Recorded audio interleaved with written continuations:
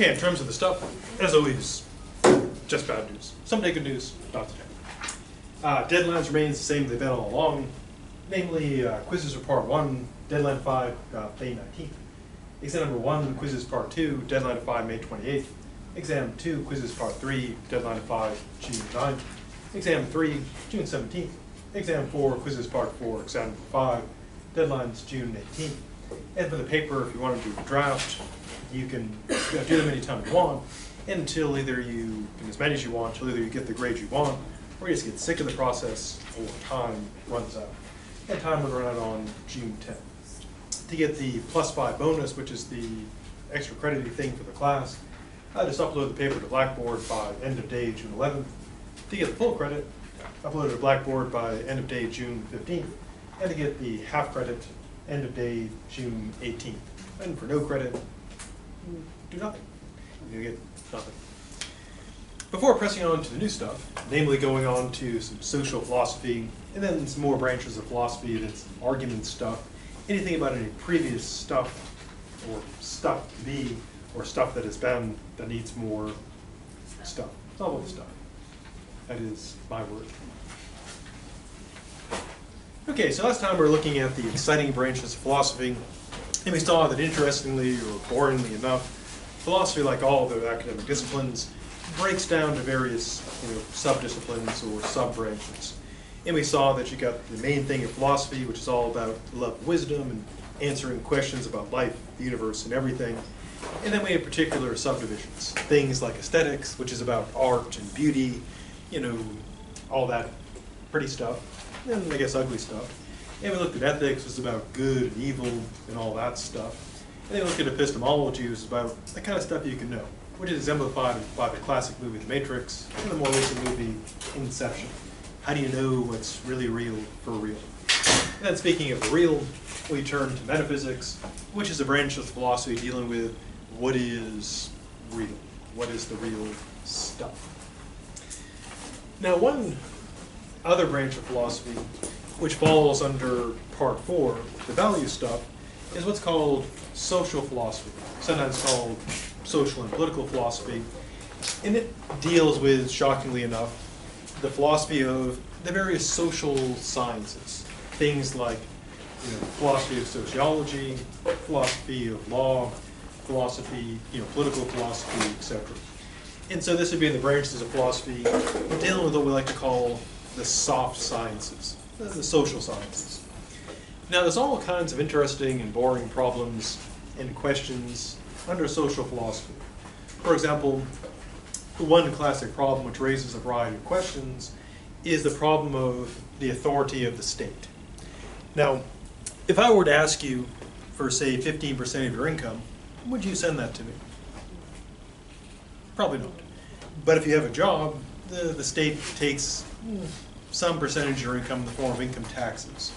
And similarly, if I were to try to issue a ticket for speeding, you probably wouldn't accept that. But the police can. And so the state is seen as having authority, that it can tell us what to do, and we're supposed to go along. Or we face usually horrifying and terrifying consequences. And so a good question is, what justifies that? Why do some people, just because they're sitting in the state capitol down here in Tallahassee, why do they get to tell us what to do? Why does somebody, just because they've got a badge, well, I guess the gun part explains it, why do they get to tell us what we can and cannot do?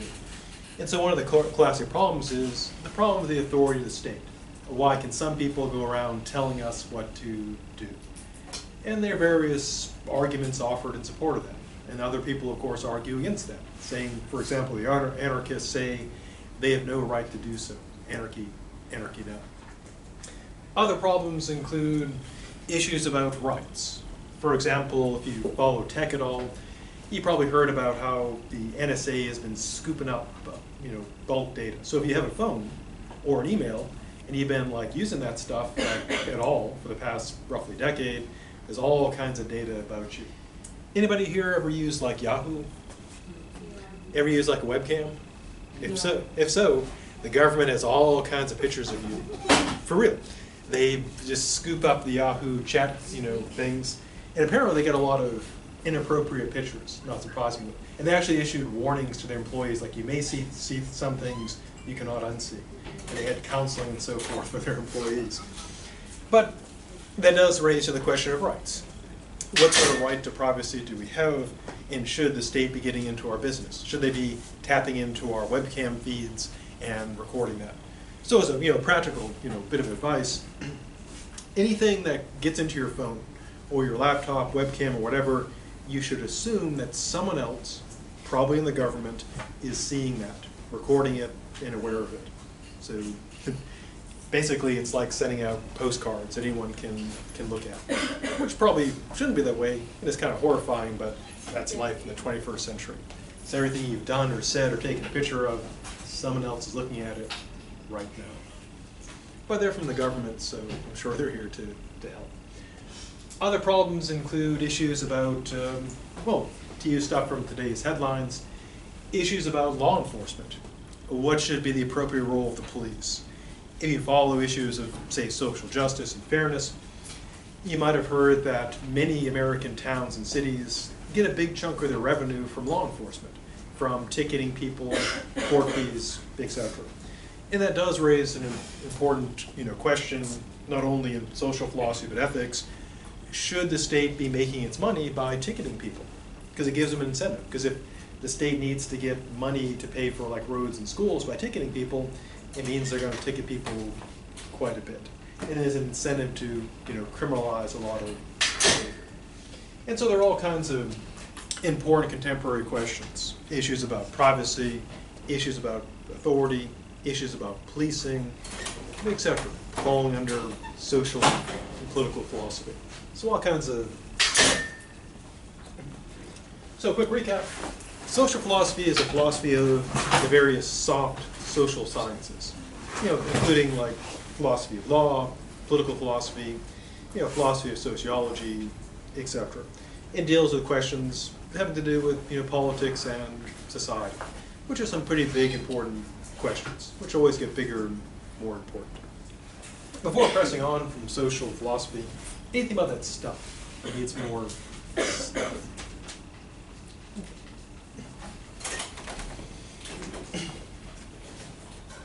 Now, interestingly and boringly enough, there are many other branches of philosophy. One thing that used to be pretty popular was regional divisions of philosophy. They would have, for example, Chinese philosophy, or Indian philosophy, or American philosophy, or French, or German, basically for any region.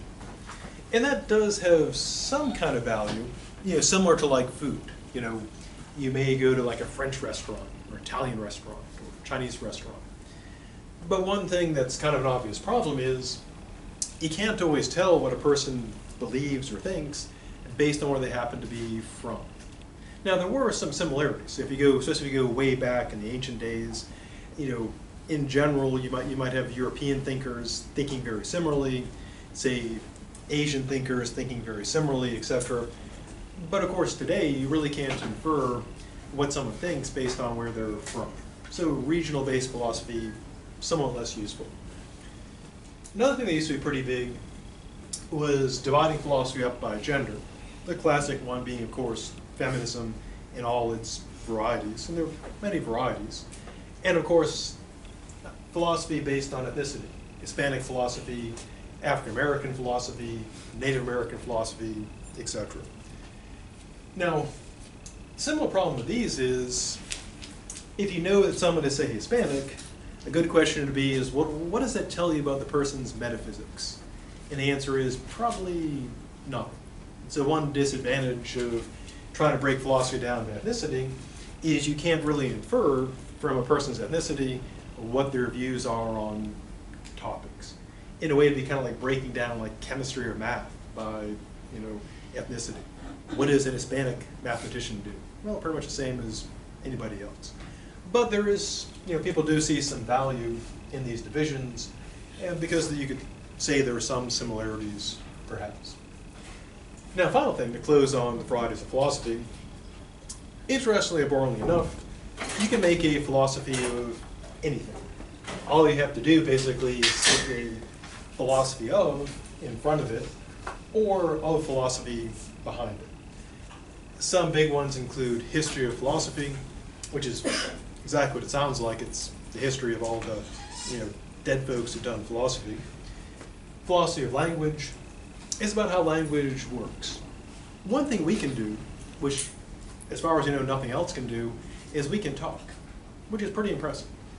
But outside of Dr. Dolittle, the cats and horses and stuff cannot talk, except Mr. Ed, of course, cannot talk. And a very good question is, how do we do that? How is it that we can talk? We do it pretty easily, but we're trying to make computers do it, but we still haven't figured that out quite yet. There's a philosophy of literature, which is about literature, philosophy of mathematics, philosophy of mind, philosophy of religion, philosophy of science. There's philosophy of sports, philosophy of love. You could have philosophy of, well, anything. They do like philosophy of The Simpsons, philosophy of the Avengers, philosophy of Batman. You can make a philosophy of anything and write a book on it. There probably already is a book on it. If there's a philosophy of it, probably a book on it. So you can make anything into a philosophy, which makes it a pretty huge area. Okay, so that's our basic intro to the branches of philosophy. And that gives us a picture of the kind of things that philosophers do, at least in academic philosophy. Before moving on, anything about the branches that need any more branch stuff? Okay. Now, unlike most other subjects, one thing that philosophers often seem obligated to do is defend their discipline. Even though it's a couple thousand years old, foundation of Western thought, blah, blah, blah, there are still some common misconceptions. Two big ones. First one is this. One common view is that philosophy is just BS. It's just a matter of opinion. People sit around BSing about stuff, and even though that may be kind of cool, it's still just, at the end of the day, BS. Because no matter how you slice it, BS is still BS.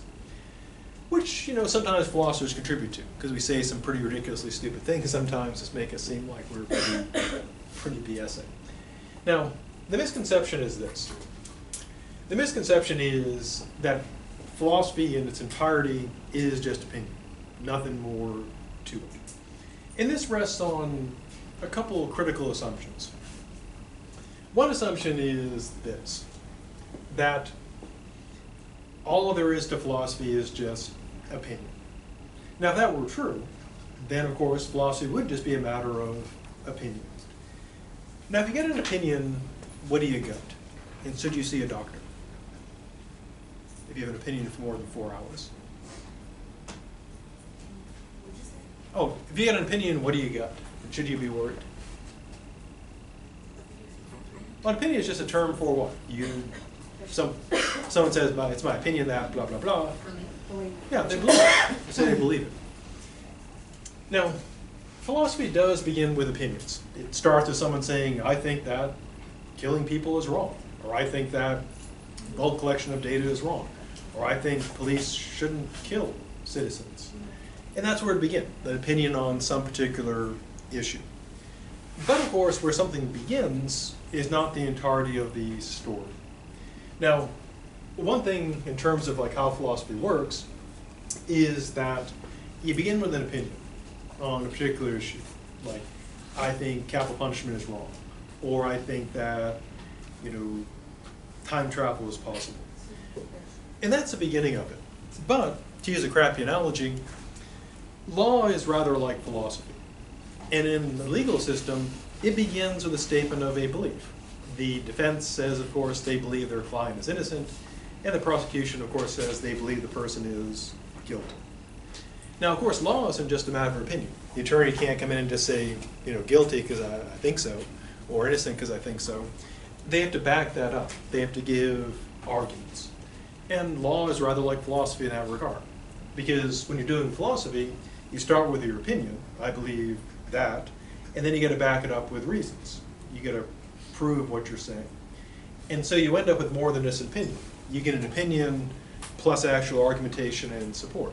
So again, going with the analogy to law, law isn't just opinion, it's opinion plus actual arguments, evidence, etc., backing it up.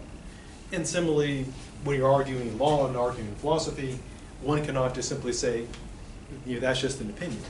If the prosecutor makes their case and the defense attorney says and just says, blah, that's just your opinion, that's not a good defense.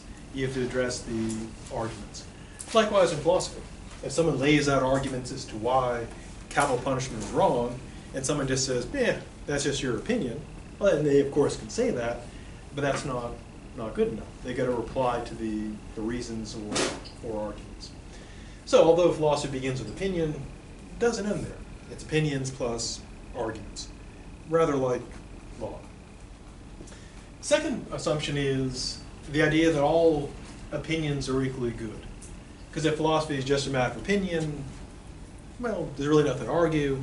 And if all opinions are equally good, there's nothing to settle or discuss. Whatever a person says is good enough. Now, what people have common mistake is this. Is everyone entitled to freedom of thought? Can we think whatever we wish to think? Yeah. We have, until they build, mind control, which they may already have, we're totally free to think whatever we want to think. I can think anything I want now. There's nothing they can do about it. But does that mean that what everyone thinks is just as good as anyone else's? Anyone's opinion on anything is just as good as anyone else's. No one's got any better opinion than anyone else. Well, we can test this. Suppose you get up after class and you get a horrible pain.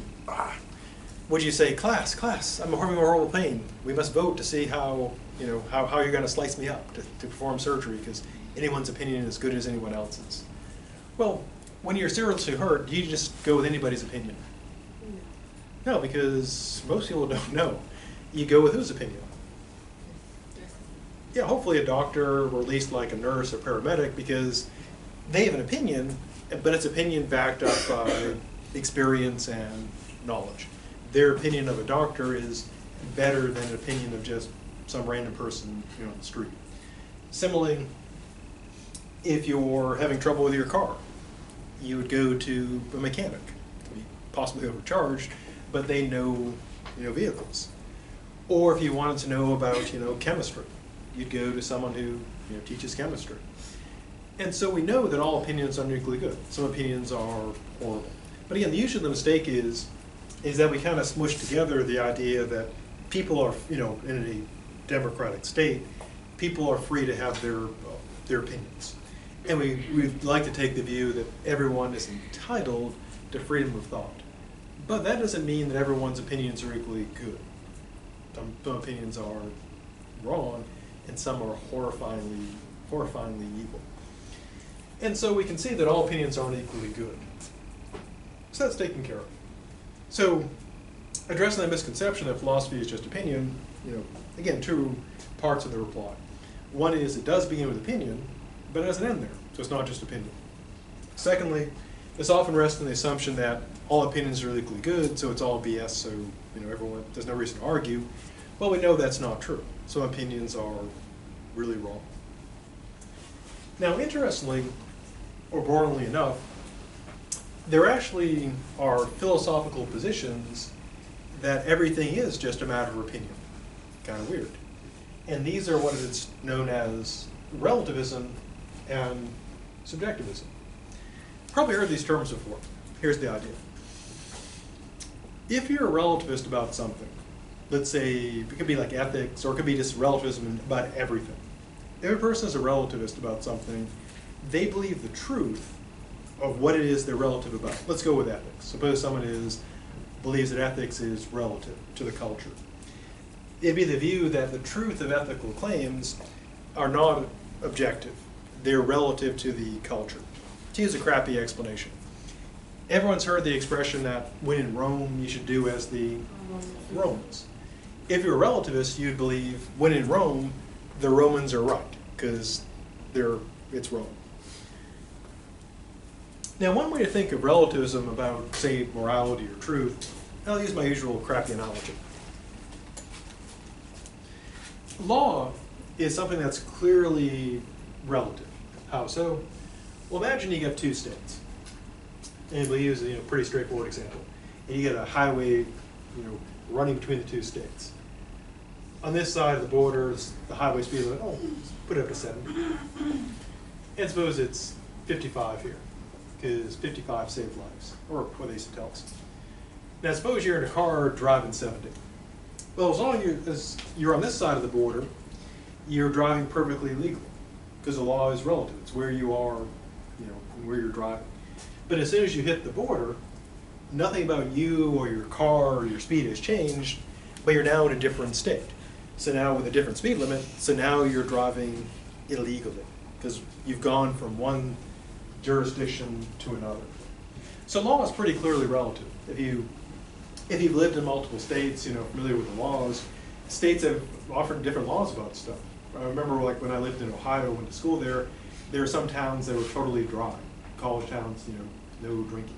And the people would drive to places that were not dry. And they have different rules about different things like fireworks, etc., and speed limits. And so we know the law is relative.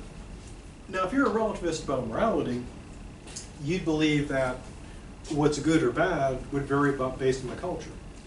So let's say that in one culture, it was considered immoral for a woman to drive. You take a real example like Saudi Arabia, where it's, women are generally not allowed to do that. And so if you're a woman driving along here, it'd be perfectly morally fine for you to drive. But as soon as you cross the border into a different culture, where women are regarded as, say, inferior to men, suddenly you'd be driving evil because of the change in culture. Now, if relativism were true, then philosophy, at least the parts of it that are relative, would in a way be a matter of opinion. It would all depend on which culture you were in. Now, people are mostly relativists about morality. Good and evil depends on your culture. And about aesthetics. Beauty is in the culture. But some people go full-on relative. They believe all truths are relative to cultures. So relativism is a position some people hold. They believe the truth is relative. And if they're right, then everything that's relative is really just a matter of cultural opinion. You just find out what the culture's doing, and it's right. Now, what if you think being restrained by your culture is too limited? Who's the culture to tell you what you can do? Well, an even more extreme option is what's called subjectivism. Subjectivism is the view that truth, in general or in particular, depends on the culture, but on the individual. Now, some things are pretty clearly subjective. For example, think of your favorite ice cream. Ice cream. Now, do you have the same favorite ice cream as everyone else? No. Other people may not like it. They may say, oh God, how can you eat that? But you like it. And all there is to having a favorite ice cream is you like it. You like what you like. It's subjective. Everyone also has like a favorite food. I have this hypothesis that everyone likes at least one really weird thing. If other people knew it, they'd be like, oh my God, I can't believe you eat that. But you don't know about it unless other people have seen it, because to you it's perfectly normal. Like, I had a friend who liked to eat ketchup on ice cream. I'm like, what the hell are you doing? At first I thought it was, like raspberry sauce or something. He's like, no, it's ketchup. I'm like, seriously? It's like, it's good. I'm like, no, it's not good. But it was good to him. And so I didn't want to try that because that seemed horrifying. But he believed it's good, so it tasted fine to him. Or similar taste in music. Everyone knows people who we think have bad taste, but they like what they like. It's subjective. Now, some people see morality as subjective as well. Good is just what you like, bad is what you dislike. And same with like art. Beauty is now the beholder. It's a subjective view of art. Now, if subjectivism is true, then all opinions are equally good. And so in that case, if all truth is relative to the individual or some truths, then their opinion would be correct because it's their opinion. It'd be like your favorite, liking your favorite food. You like it because you like it. That's all there is to it. If morality is subjective, evil just means you don't like it. Good means you like it. There's really no correct or incorrect. Now, one of the dead guys we look at, a good dead friend, Plato, was concerned about addressing the problem of relativism and subjectivism. And he had two replies to it. One was a kind of a general reply, which is either a brilliant reply, or just tricky clever.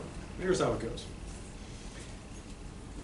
Plato said that he's talking about a sophist named who he was opposed to. And the sophists claimed that all opinions are equally good. And so Socrates, Plato speaking through Socrates, said, well, if that were true, if all opinions are equally good, then the opinion that that person is wrong is equally good as the opinion he's right. So if he's right, he's wrong. And if he's wrong, he's wrong. So either way, he's wrong. So relativism would be wrong, which is either a trick or brilliant, or both.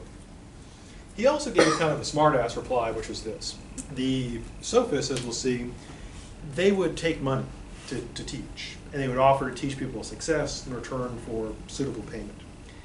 And Socrates pointed out, he said, well, if someone says all opinions are equally good, and they're charging people, well, why would you pay them?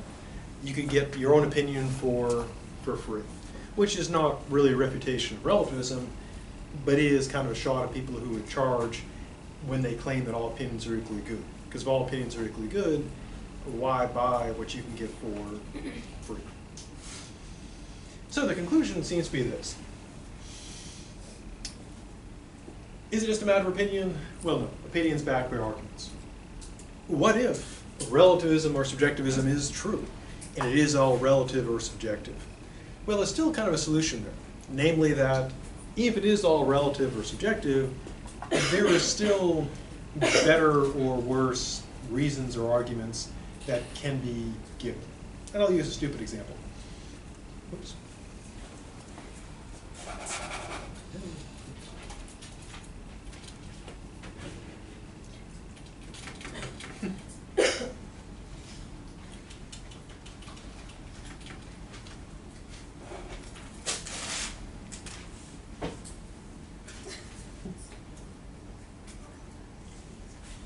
Technology.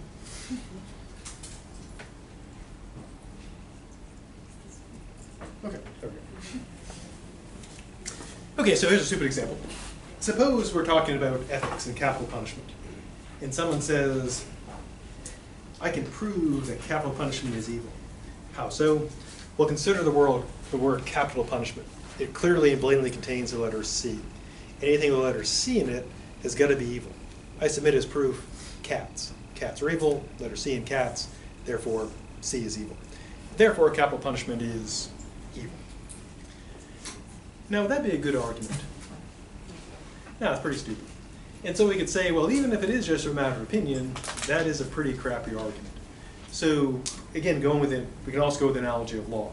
Even if law is, we make that crap up for the most part, there's still better or worse arguments that can be given in a trial. So even in kind of the worst case scenario, even if all truth is subjective, then we can still accept that there are better or worse arguments. So we may not know for sure what the right answer is, but at least we can say this is a good argument or a bad argument for it.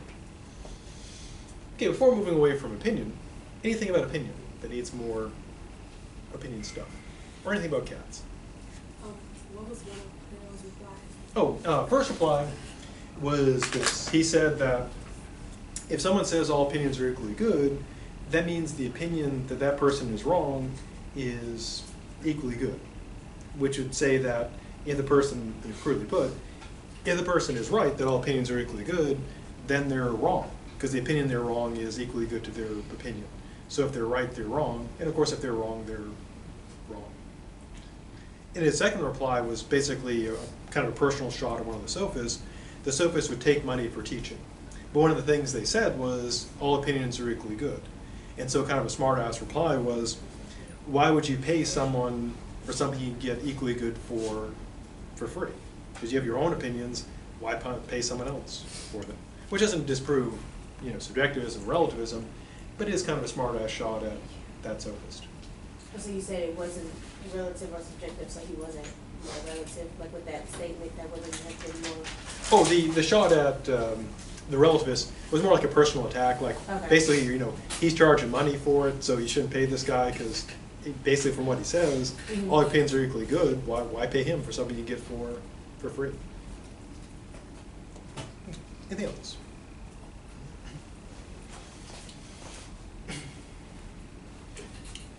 Now, another very popular misconception is the idea that philosophy is useless. And it's, commonly, but since the beginning of philosophy, people have put forth this notion that philosophers just walk around talking about nothing and accomplish nothing. Now, in some cases, a reasonable case can be made. For example, philosophy has been around for a couple thousand years, and people like to point out that we're still talking about the same problems. Plato raised the question, what is good? What is the good life? And people are still asking that question. Plato asked the question about what is the nature of reality? What is real? People are still asking that question. Plato asked the question about what is the ideal state? What is justice? People are still asking those questions. And so when we compare, say, philosophy to, say, physics, well, we can look at our technology. A couple thousand years ago, Plato was asking, what is justice? What is goodness? What is reality? And people were killing each other with spears and swords back then. Fast forward 2,000 years, people are still asking, what is justice? What is goodness?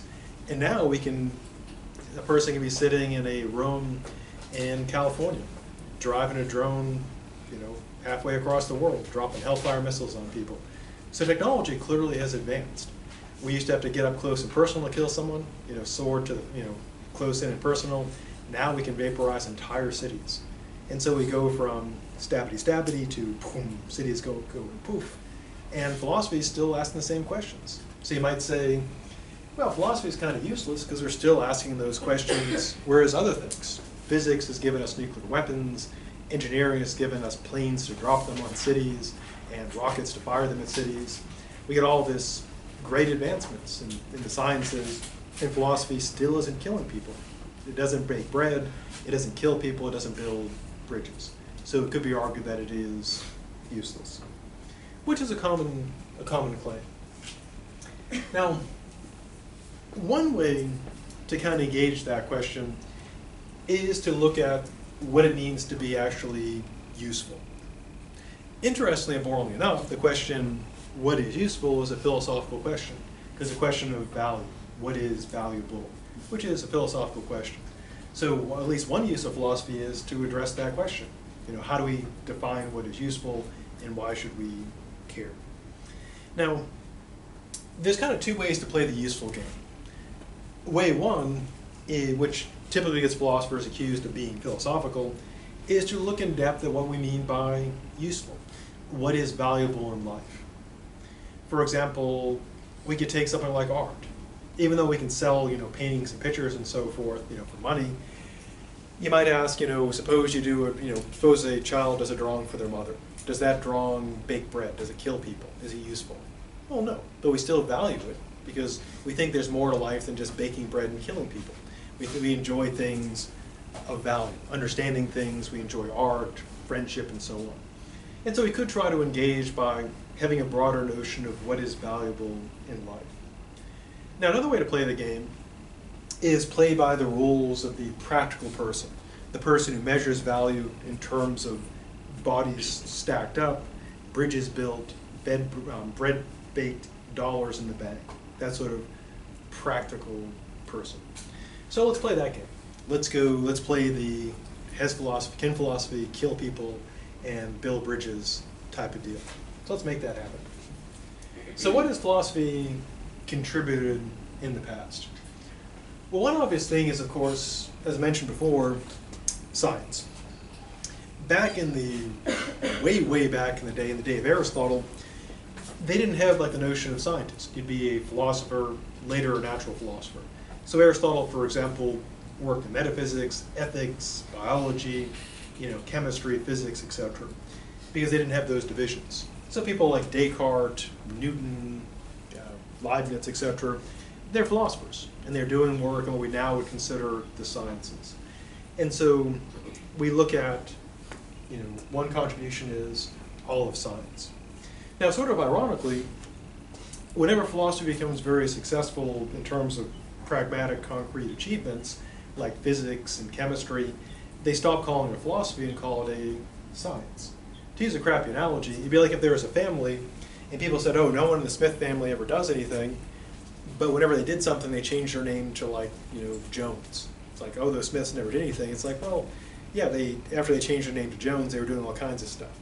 So once, a part of philosophy starts really accomplishing concrete things, it's now called a science. And so people say, oh, you haven't done anything in philosophy, which is kind of unfair.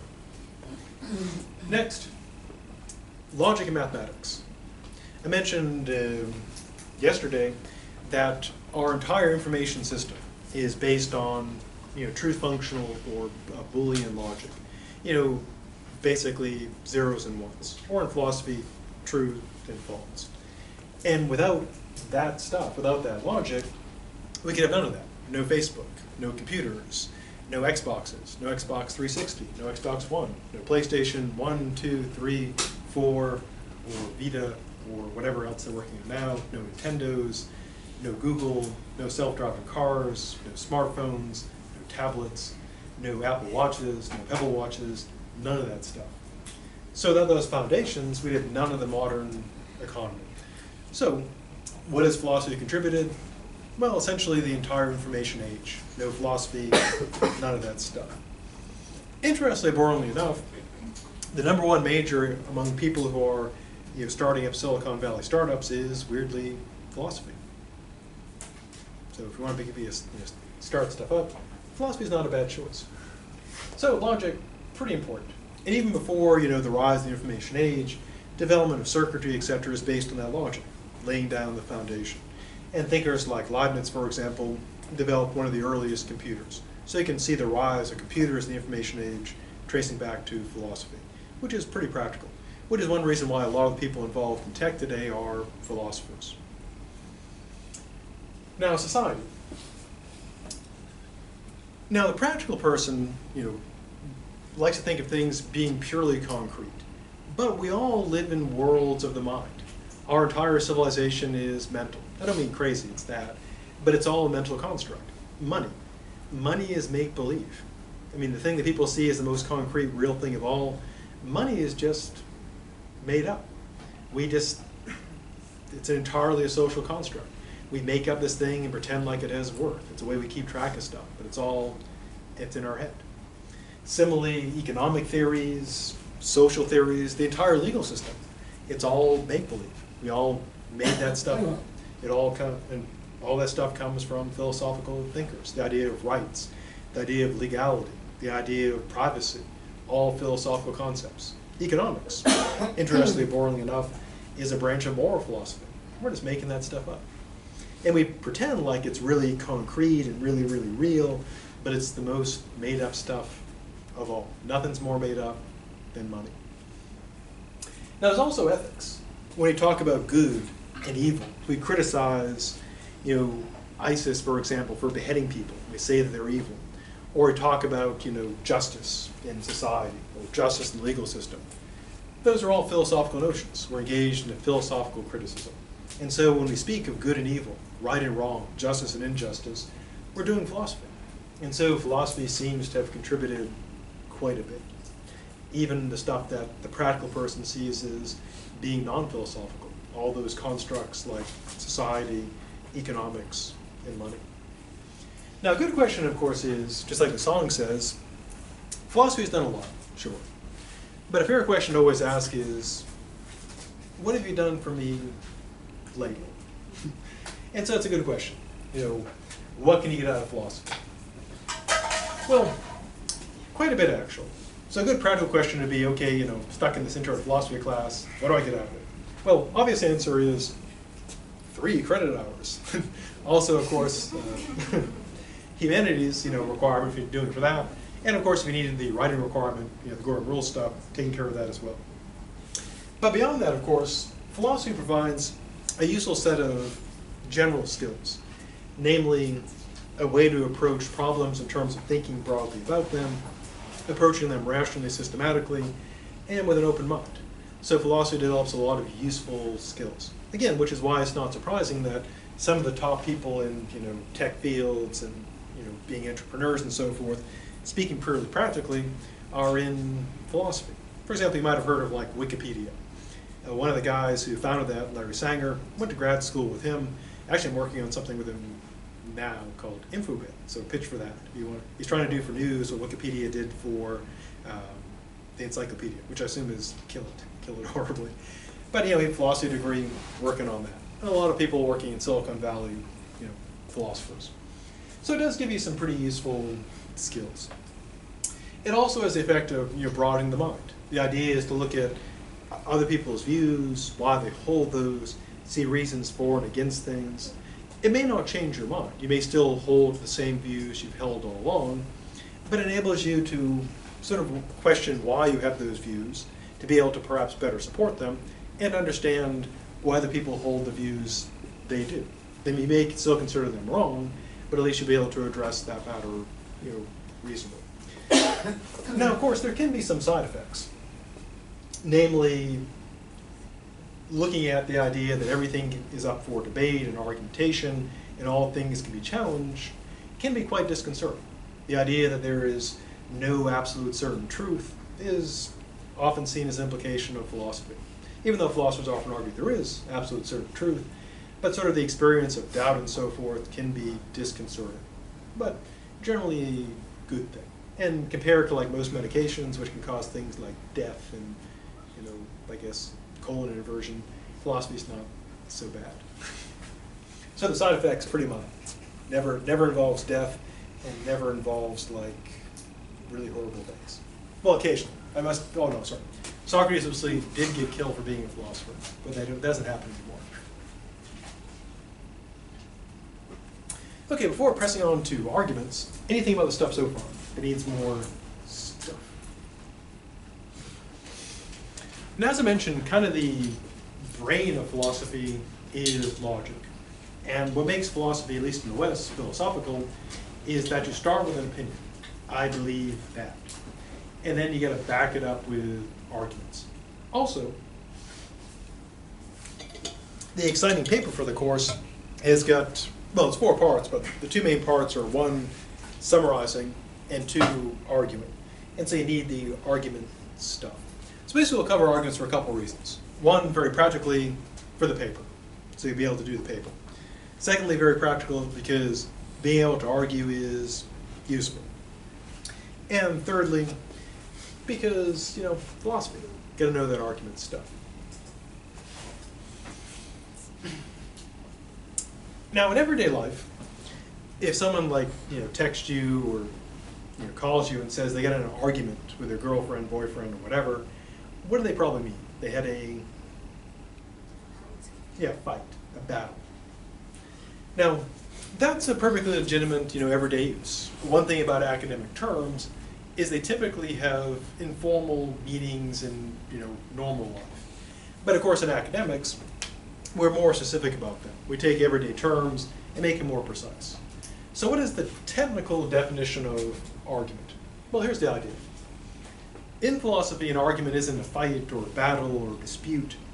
It is, boringly enough, a set of claims. And claims are statements that can be true or false. Now, the claims come in 2 flavors. The first one is the premise. A premise is evidence or reason being presented in support of the conclusion, the point you're trying to make.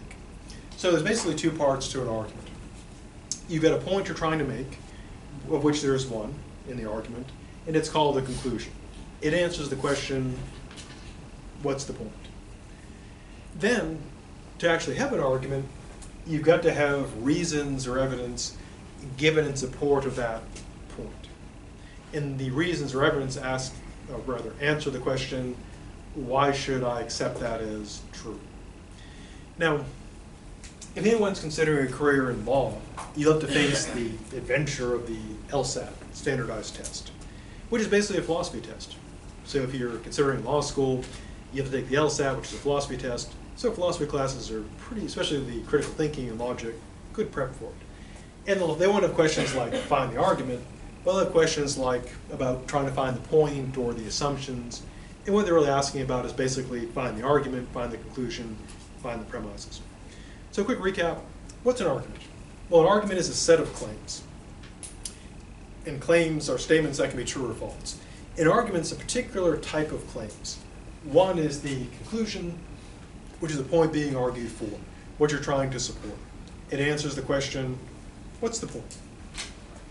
Then backing up your conclusion are one or more premises, which are evidence or reason offered for that claim. So to find an argument, what you'd first ask is there a point? Once you find the point, then you'd ask, are there any reasons given? If you get a point plus reasons, you've got an argument.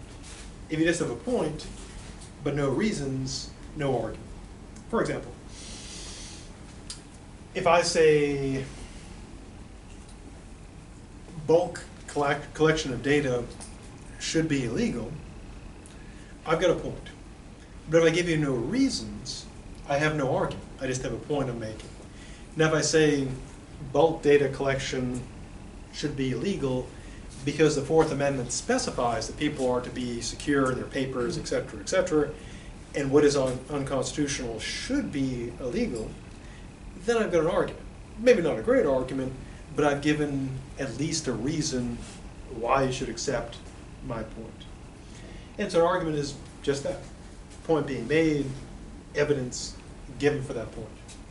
Now, every argument just gets one conclusion, but you can have, kind of like breadsticks, you can have unlimited premises, as many as you want. Now, arguments come in two flavors. 3 if you consider bad a flavor. First type is this. Inductive arguments. Induction is the most common type of reasoning. We're all good at that, and I know you're good at that because you're still alive. If you were bad at inductive reasoning, something would have gotten you long ago. So we're all good at this. We're still alive. Now, inductive reasoning, its hallmark is this. An inductive argument's an argument. So you get a conclusion, you get one or more premises. But what makes induction is this. Inductive arguments deal in probability. The premises, if they were true, make the conclusion probably true or likely to be true. And that's the hallmark. The idea is they only give a degree of support. And I'll give a quick example. One very straightforward, simple one would be this. It's true that 80% of humans have brown eyes. And if I say, therefore, the next person coming through the door will have brown eyes, that'd be an inductive argument, because I'll probably be right, but I could be wrong, even though my reasoning is good. Now, we'll see a lot more about inductive arguments in just a bit, but at this moment, the takeaway basically is inductive arguments are arguments. So they've got a premise or premises and a conclusion, but the relation between the evidence and the conclusion is one of probability, that it supports it, but only to a degree.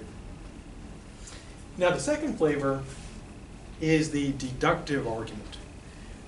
A deductive argument, if it's doing what it's supposed to, is supposed to give certainty. The premises, if they were true, are supposed to completely guarantee the conclusion is true. No probability or degrees of support. It's supposed to be perfect. To use my usual stupid example, there's this one. Premise 1. If today is Tuesday, then tomorrow is Wednesday. Premise 2. Today is Tuesday. Conclusion, tomorrow is Wednesday. Now, assuming today is Tuesday, and assuming Wednesday follows Tuesday, is tomorrow going to be Wednesday? Yeah, 100% guaranteed. Now, we could be wrong about what day it is. We could be wrong about the calendar, but if we assume that Tuesday is followed by Wednesday, and we assume today is Tuesday, tomorrow has to be Wednesday. So deduction, its sort of hallmark is guaranteed. True evidence guarantees a true conclusion, if it's doing what it's supposed to. Now, what if an argument's not doing what it's supposed to? What if it's like broken or bad? Well, in that case, we get what's called a fallacy. Now, unfortunately, people have taken to misusing the term fallacy, but here's the correct usage. A fallacy, in the correct usage, is an argument in which the premises do not adequately support the conclusion. Or put informally, a fallacy is a bad argument. It's one the premises don't support the conclusion properly. It's bad reasoning. They can be inductive fallacies, they can be deductive fallacies. Now they can range from, I mentioned, someone asked last time about like emotions and reasoning. Interestingly or boringly enough, many of the fallacies make strong appeals to emotion. One classic one is the appeal to anger. The idea is you try to create anger in your audience to get them to accept a claim because they feel angry. It's basically, oh, I feel angry, so this is true. But obviously if you look at it, in that direct manner, I am angry, but therefore this is true, we can see there's no connection. But when we're moved by anger, we could accept that. Or similarly with scare tactics. It's a classic fallacy where we try to, make someone afraid so they accept a claim as true. Not because they have reasons to accept it, but out of, a feeling of fear. Or another classic one is the ad hominem, where we attack attack their character or personality or gender or ethnicity in order to reject their claim. So if someone says, oh yes, Hillary says all that stuff, but she's wrong because she's a woman, that is being ad hominem, just attacking, not her claim, but attacking her. And so there's a wide variety of fallacies, and they're all bad. Well, logically bad. Now, on the side of evil, though, one thing that makes me sad, because, I teach philosophy, if you want to get people to believe something, because the goal of an argument is to prove, to logically establish truth. Now, that's different from persuasion. The goal of persuasion is to make someone believe something, whether it's true or not. So logic is about truth, getting to the true. Persuasion is about getting people to believe. And what makes me sad is that if you want people to believe, logic is probably your worst option. Your best option is either no arguments at all, just rhetoric and emotional appeals, or, sadly, bad arguments. People are more likely to be persuaded by fallacies, by bad arguments, than good arguments, which is sad, but part of life. Now, from the standpoint of like a practical use, if you don't want to be like deceived and misled, you want to be able to recognize fallacies. On the side of evil, you want to be able to use them because they're great tools of deception. You can be like Loki in the Avengers, tricking and deceiving people. But on the side of good, if you want to be defending against the treachery of others, you want to know fallacies. That way you can say, hey, that's just an ad hominem. They're just trying to mess with me. Or that's a straw man. That's no argument. So on the side of good, it allows you to defend against those deceits. On the side of evil, it allows one to be a deceiver. Before pressing on, though, anything about this stuff that needs more stuff? Yes? So in our papers, our arguments should be fallacies? No. Good question. Yeah, because in the paper, even though this is the best way to persuade people, the idea of the paper is to argue for your position. You want to establish, well, truth.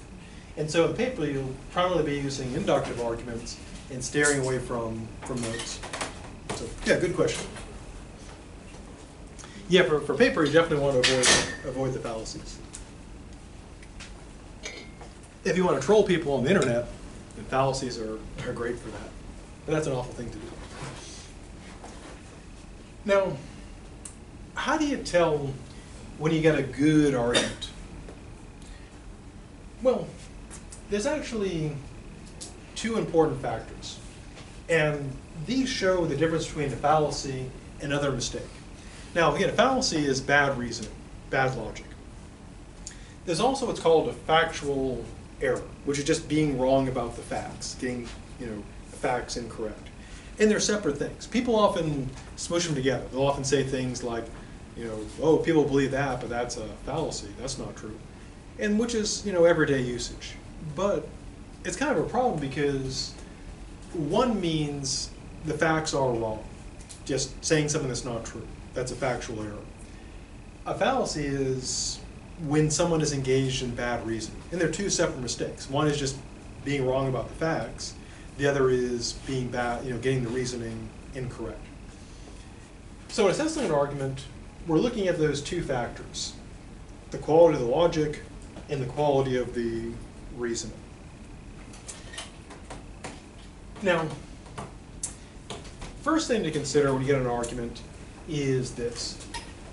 Is the reasoning good or bad? Now, depending what argument type you've got, you'll have different standards. Generically, though, the idea is this.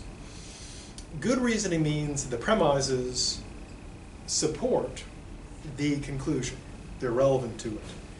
Now, if you've got a good inductive argument, then the truth of the premises make the conclusion very likely to be true. And that gets a special term. That's called a strong argument. Now, if you had an inductive argument in which the truth of the premises doesn't make the conclusion likely to be true, that's called, appropriately enough, weak. For example, take the one about eye color. If I bet, the next person through the door will have brown eyes, that's a strong argument. How so? My chance of being right is presumably 80%, which is good. If I bet the person's going to have, say, purple eyes, probably pretty low, and that'd be a very weak argument. Now, with deductive arguments, the two flavors are valid, meaning it's perfect. The premises, if they were true, guarantee the conclusion, or totally broken, which is called invalid. And that means that the premises could all be true, but the conclusion could be false. For example, the Tuesday-Wednesday argument is valid. If today is Tuesday, then tomorrow is Wednesday. Today is Tuesday, therefore tomorrow is Wednesday. If it's true, today is Tuesday. And if it's true that Wednesday follows Tuesday, tomorrow's gotta be Wednesday. 100% chance of Wednesday. What would a invalid argument look like? Well, one that throws people off about the reasoning thing is that the reasoning is actually totally separate from whether the content is true or not. And I'll give an example of this. Premise one. If Tallahassee is the capital of Florida, then Tallahassee's in, oh, thanks.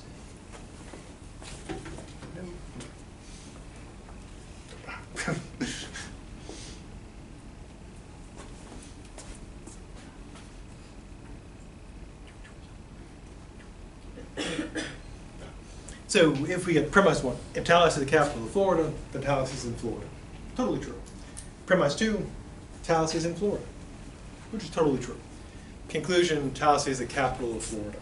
Now everything I've said is true, but is that good reasoning? No, because you could swap out Tallahassee with Sopchoppy.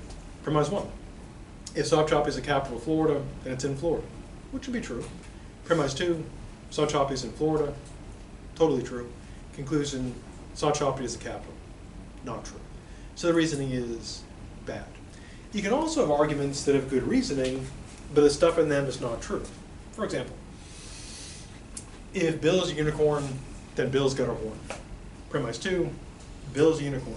Conclusion, Bill's got a horn. Is the reasoning good?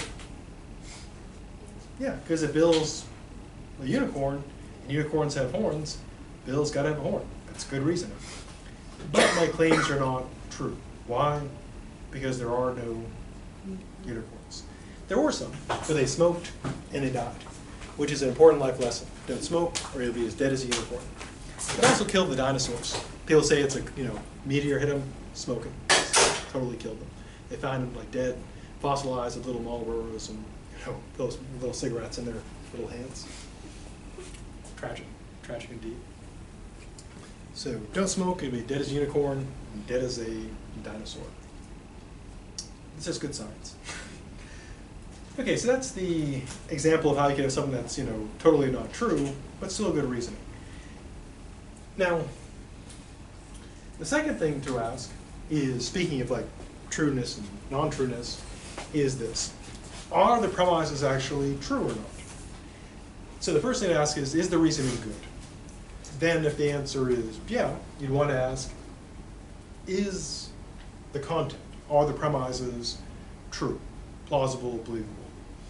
If you answer yes to both, then you have a really good argument, because it's got good reasoning and correct premises. Now, if you have an argument that is inductive and it's strong, and you've got true premises, it goes by the fancy name of cogent. If you get an argument that's inductive but hasn't got true premises, it's called typically uncogent. Now with the deductive arguments, if it's valid, and you really do have all true premises, then it's called sound. Because sound just means a valid argument with all true premises. Now, if an argument is invalid, then it's automatically unsound. Because sound means valid plus all true premises. Now, interestingly or boringly enough, if an argument is valid, it's always valid. It's been valid before the beginning of time and shall be valid beyond the end of time. If that makes any sense. If an argument is invalid, same thing. Invalidity is forever and ever, and then some more. Now, soundness, though, could vary from day to day. So, for example, my Tuesday-Wednesday argument is valid every day, but it's only sound on Tuesday, because only Tuesday is Tuesday. Now, so what's the difference between these two? Well, I'll use two crappy analogies to illustrate it. The reasoning, crappy analogy one, think of constructing something. Like, imagine someone's trying to make like a birdhouse or like a doghouse. And there's basically two ways that can be screwed up or done well, in general. One way things can go bad or well is the way it's put together, the carpentry skill.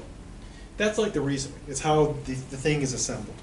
And so you can easily imagine someone who's got no skills at carpentry trying to assemble like a doghouse, trying to put all the pieces together. Or assemble like IKEA furniture, for example.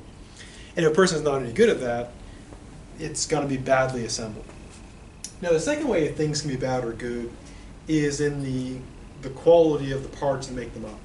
So you can imagine someone trying to build a doghouse out of really awful material, like decayed, old particle board, rusty bent nails.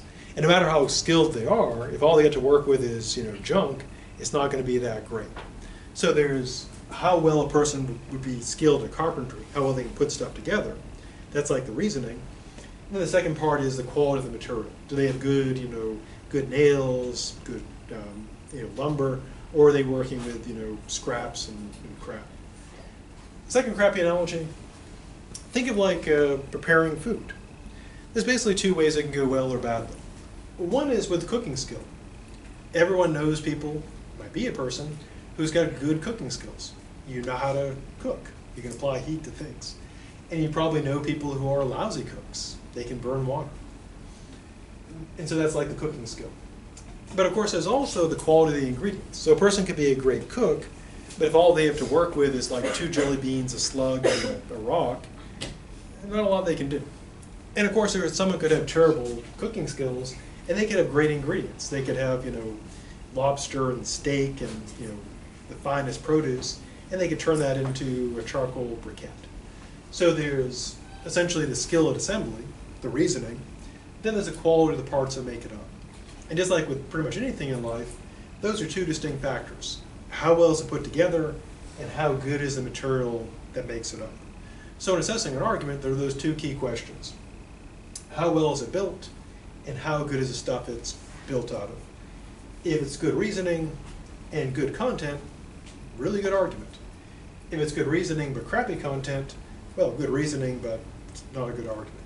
If it's crappy content and crappy reasoning, reasoning, it's super crappy.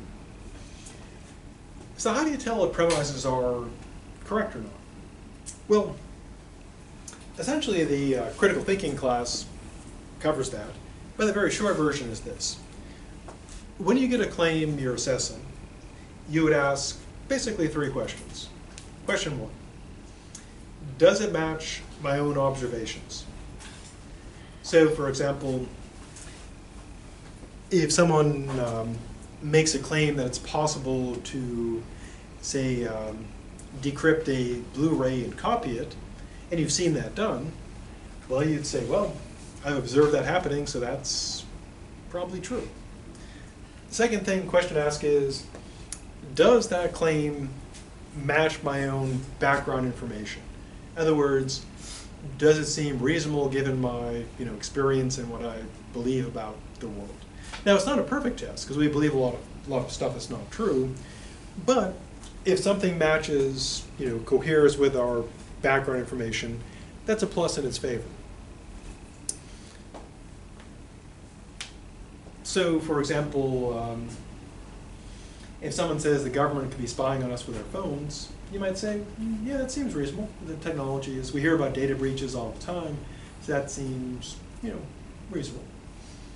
Third thing is, of course, credible sources. We would match the claim against established credible sources. Like, textbooks, authorities, credible news agencies, etc. And so those are 3 quick tests. Does it match my own observations? Have I seen or heard that? Secondly, does it match my background information? Does it make sense? And thirdly, does it match up with other credible sources? If it passes all 3, probably true. Not guaranteed though, because our observations could be mistaken, our background information could be false, and those other credible sources could be totally wrong. But in general, those are 3 useful practical tests. Before pressing on in our remaining time, anything about the stuff so far that needs more stuff? Okay, so key concepts here are premise, conclusion, argument, inductive, deductive, fallacy, and the assessment of the arguments, reasoning, and premises.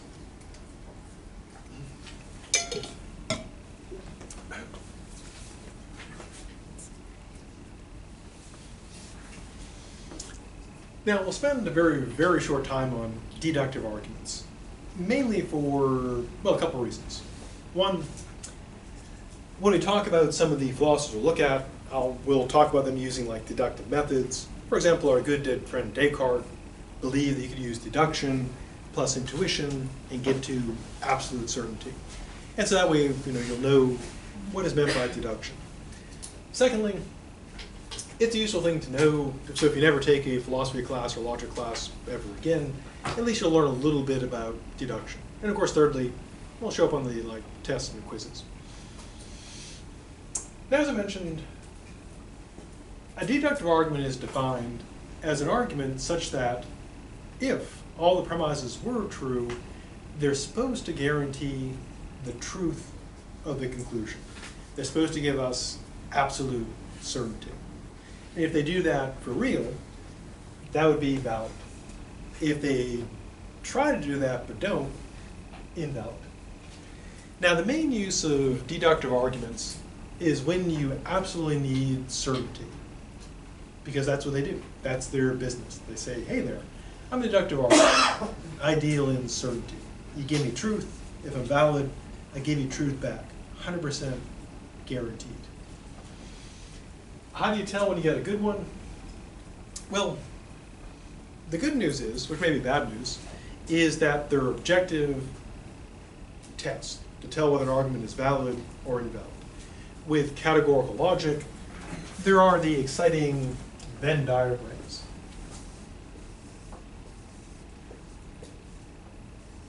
If you've taken like a critical thinking class or logic class, you've probably seen the joys of Venn. If you've taken a math class like Fun of Mathematics, you might have seen Venn diagrams, or their close cousin, the Euler diagram, which works the same way, just slightly different. There's also truth tables. You had the logic class, you've seen the truth table thingies, and there are also logical proofs. So the good thing about deductive logic, which may be the bad thing if you don't like the proof stuff, is that you can show conclusively whether an argument is valid or invalid. Now, since this isn't the logic class, that's all I'm going to say about that. If you want to see more about the joys of Venn diagrams or truth tables or proofs, there's critical inquiry, offered spring and fall, and there's also logic, which is offered year-round, pretty much every semester and in the summer, and perhaps soon online.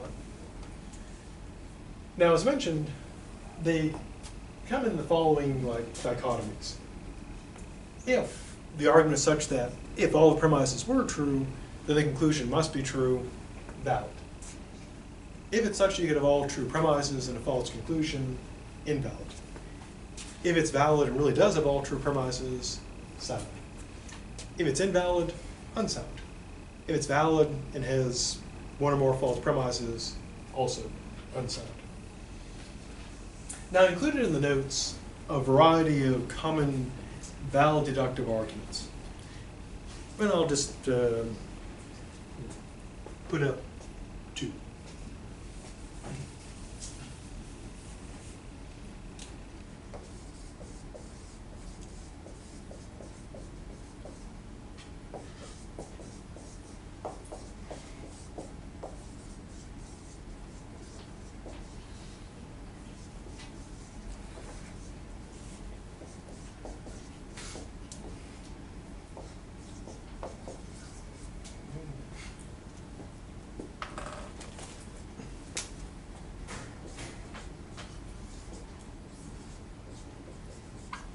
Now, two of the oldest deductive arguments are modus ponens, which is a fancy term for the mode of affirming, also known as affirming the antecedent.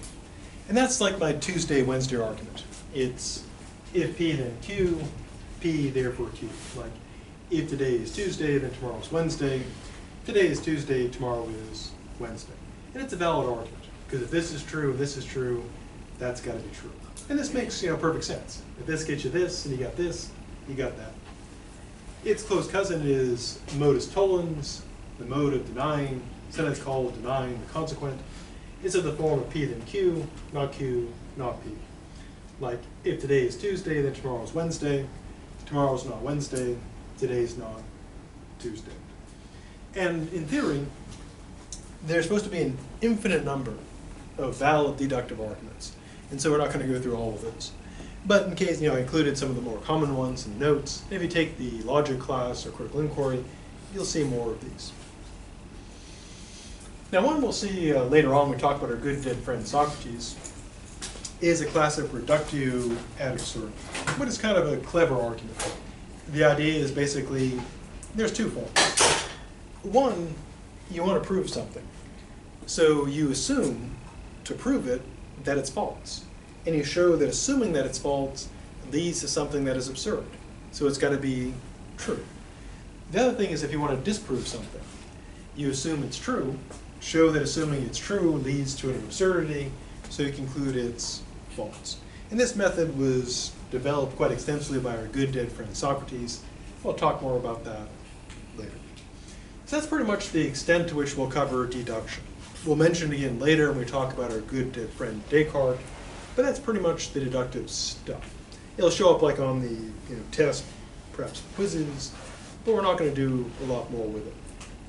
Before, in our remaining time, going to induction, anything about deduction that needs more deductive stuff.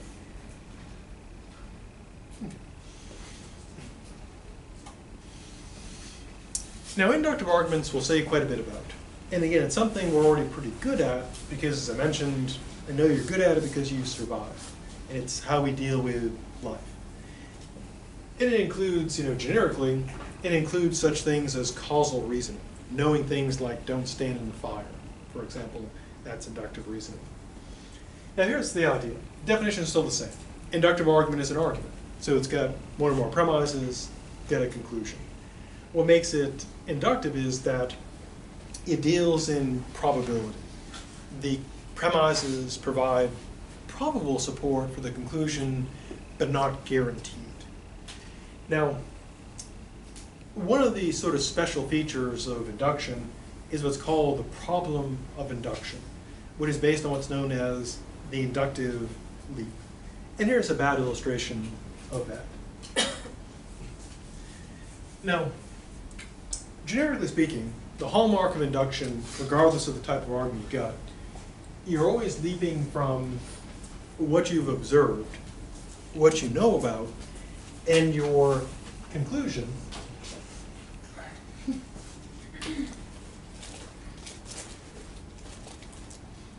one of these should work.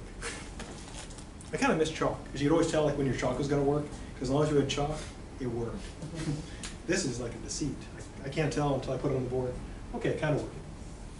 Then it'll be kind of tricky, because then it'll stop working after like a couple seconds to mock it. So with inductive reasoning, the hallmark is you're making your leap. You're going from what you observed or know about, and you're leaping beyond into the dark. And of course, the danger of leaping into the dark is you don't know what you might land on. Could be a safe landing, could be a horrible landing. You don't know. And here's like a generic illustration. One of the most common uses of inductive reasoning is what's called a generalization. You go from what you've observed and you leap beyond that to what you haven't observed. And we're in the, even though it's all still, you know, the election is still like well over a year away, we're kind of in the, you know, election cycle in the sense of people running for office. And so what they're doing is they're doing, you know, surveys and polls to see how people are going to vote. And so imagine CNN wants to know what people think of Hillary Clinton. And suppose you find, I'm just going to make up some numbers, because just like news, I guess. Suppose that 76% of the Democrats polled say, you know, yay Hillary. You're going to vote for her. Now, what we do then, of course, is go from our sample. You know, here's our whole population, all the voters. And we'd say, well, 76% of those polled say they'll vote for Hillary. And then we'd say 76% of all voters who are Democrats will vote for Hillary. But could we be wrong? Could our sample be different from the whole population? Yeah. In fact, it probably will be, which is why if you've seen polls, they always throw on that little margin of error to say how much they could be off by. And so we're making a leap. We're going from the people we observed in our poll to everybody. And that's quite a jump. And so it could be wrong.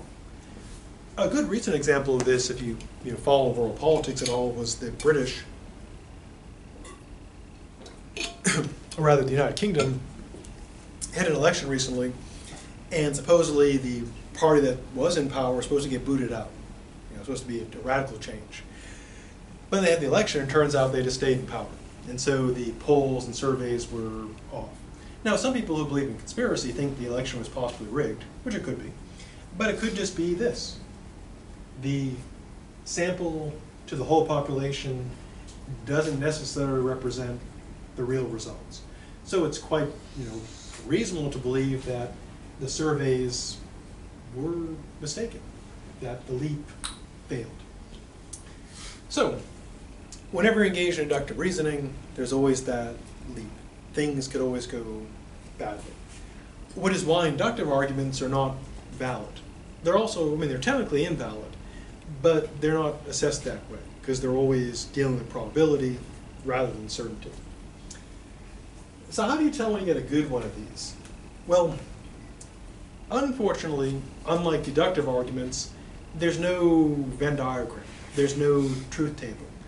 What you do basically, to use a crappy analogy, if assessing deductive arguments is like doing math, which it is exactly, doing inductive arguments, assessing them, is kind of like judging, crudely put, like Olympic figure skating, in the sense that you've got clear standards by which you're judging and points, etc., but there's not like an exact proof system. So, going with my crappy analogy, judging inductive arguments is more like judging figure skating than doing a math problem. Which on the downside means we can have reasonable disputes about whether it's a good argument or a bad argument, strong or weak, and so that can be a bit of a problem. But it's the best game in town, so we have to work with it. Now, If the reasoning is such that if the premises were true, that make it likely the conclusion is true, we call that strong. If the argument is such that the premises being true don't make it likely the conclusion is true, we call that weak. So in our last remaining minutes, what would be an example of a commonly used inductive argument? In fact, one will be in the paper. And we'll start it up in our remaining time and then finish it up. Now in the paper, one of the arguments you'll be covering will be what's called the horse trainer analogy by our good dead friend Socrates. And what he does, since it's an analogy, is comparing stuff. And as we'll see when we get to it, he's comparing the youth of the city of Athens with horses. And so what you'll have to do in the paper is assess that argument. So the use of this analogical argument for the paper is this. This is what you'll be doing for that chunk of the paper, looking at the argument put forth by Socrates to see if it's good, bad, or ugly. So what is an argument by analogy, and why care? Well, reason to care, first of all, again, the paper, you need it for that. Second reason, of course, is quizzes and tests. Thirdly, it's an incredibly useful argument. So if you just could have, say, one argument to use, this would probably be the one to pick, because in terms of reasoning, works pretty usefully. Although there are people who claim there are no such things as argument by analogy, clearly there's something like that. Now, to get to the definition, we'll start with analogy. If there's an analogy, what is it? Yeah, it's a likeness. It's a comparison. It's saying one thing is like another. Now, we use analogies in different ways. One common type of analogy is the explanatory analogy, where we try to enhance someone's understanding by taking something they know about and using that understanding to get them to understand something they don't know about. For example, suppose you're talking to someone from Europe and they don't know about American football. You might use, and you know about rugby, you might explain American football by analogy to rugby. Say it's like that. Or if you're trying to explain how a camera works to someone, you might draw an analogy to the eye. Or if you're explaining how the heart works, you might draw an analogy to a pump. So you'd say, these things are alike for explanatory purposes. And that's not an argument, that's an explanation.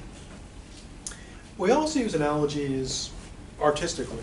We use them as, for example, in Romeo and Juliet, he says, arise, fair sun, and slay the envious moon. He's talking about, Juliet. And it's a nice way of saying that she's all pretty and stuff, but metaphorically. And so we use analogies in literature and art, not to argue, but to make an artistic comparison. Thirdly, we also use analogies rhetorically to make a point. We would compare, if we want to try to show that something is bad, we compare it to something that is bad. One way to do this, if you want to say that a person is bad, you compare them to Hitler. If you want to show that someone is good, you compare someone to someone who's respected. For example, the Republicans who are running for president, they all want to be like Ronald Reagan.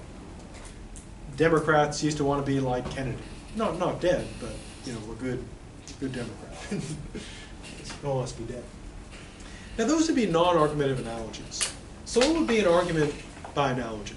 Well, suppose an argument by analogy is when you argue that because two things are alike in certain ways, they're alike in another way as well. So next we meet on tomorrow, we'll pick up here talking about arguments from analogy. If you didn't sign the roster, be sure to do so, especially if you weren't here last time, and I'll go in and update the attendance if you weren't here last time.